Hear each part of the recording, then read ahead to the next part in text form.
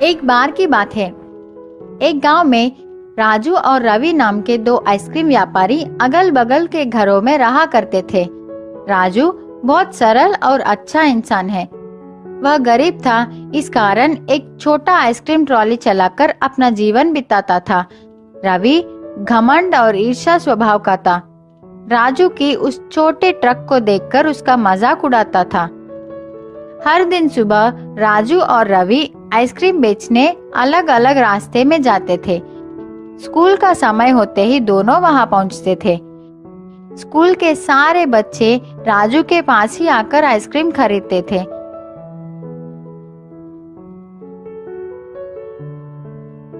रवि का ice cream trolley तो बहुत सुंदर और बड़ी थी, लेकिन कोई भी रवि के पास आकर आइसक्रीम नहीं खरीदता।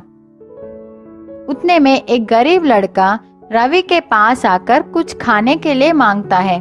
रवि उससे चिढ़कर वहां से चले जाने को कहता है। बच्चा बहुत दुखी हो गया।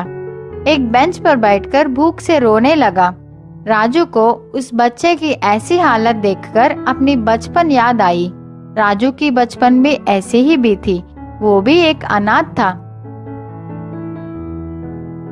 राजू बच्चे के पास गया, उसे आइसक्रीम देकर खाने को कहा। पूछा, छोटू तुम्हारा नाम क्या है? तेरे कोई नहीं है क्या?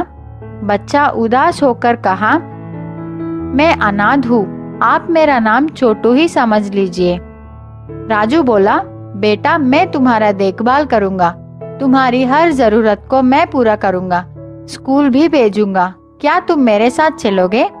छोटू बहुत खुश होकर राजू के साथ चला। इसी बीच में राजू अपने ट्रॉली का बात ही भूल गया। गर्मी की वजह से सारा आइसक्रीम पिघल गई। अब राजू भी कुछ नहीं कर सकता। उदास होकर छोटू को भी अपने साथ लेकर घर चला गया। आज तो छोटू आराम से सो गया, लेकिन राजू सोचता हुआ पूरी रात संकट में बिताई। अगले दिन सुबह रोज की तरह राजू आइसक्रीम बेचने अपने ट्रॉली को लेकर तैयार हो गया। छोटू से कहा, घर वापस आते समय मैं तुम्हारे लिए जरूरत चीजें लेकर आऊंगा। ऐसे कहकर राजू सोचता हुआ वहां से निकल पड़ा। राजू को रास्ते में एक मुनि नजर आए। राजू मुनि के पास जाकर प्रणाम किया। मुनि ने राजू से पूछा, क्या समस्या है? राजू बोला, मैं अपने इस छोटे गाड़ी से अब तक जीवन चला रहा हूँ, लेकिन अब तो मुझे एक बालक का भी ख्याल रखनी है। मुझे कुछ समझ में नहीं आ रहा है कि मैं उसके सारे जरूरतों को कैसे पूरी करूँ। आप ही इस समस्या का परिष्कार कीजिए। मुनि ने कहा, मैं सब समझ गया। मैं तुझे एक बड़ा जादुई आइसक्रीम ट्रॉली दे रहा हूँ। अब यही तुम्हारी समस्याओं को संभालेगी। राजू खुशी से मुनि को धन्यवाद करके उस ट्रॉली को लेकर चला गया।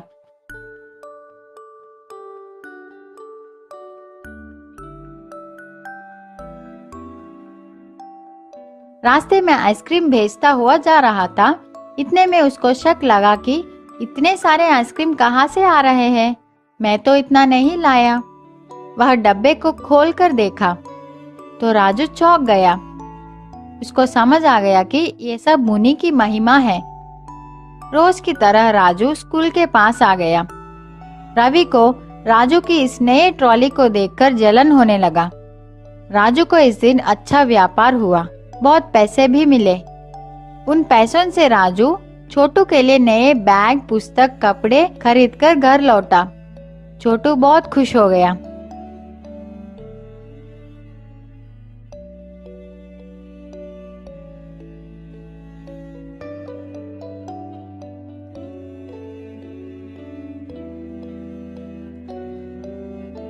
अगले दिन राजू छोटू को अपने साथ लेकर स्कूल पहुंचा। उसी स्कूल में छोटू को ज्वाइन कर दी। राजू का व्यापार अब अच्छी तरह चल रही थी।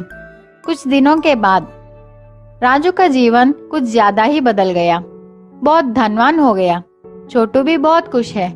रवि राजू की इस खुशी को सह नहीं पाया। उसको लगा, क्या ये आदमी आइसक्रीम बेच के इतना ज्यादा कैसे कमा रहा है? जरूर इस ट्रॉली में कुछ तो गड़बड़ है। मैं आज रात ही इस बात को पता लगाऊंगा। रात का समय सब लोग सोने के बाद रवि चुपके से राजू की आइसक्रीम ट्रॉली के पास आकर ट्रॉली के अंदर देखा।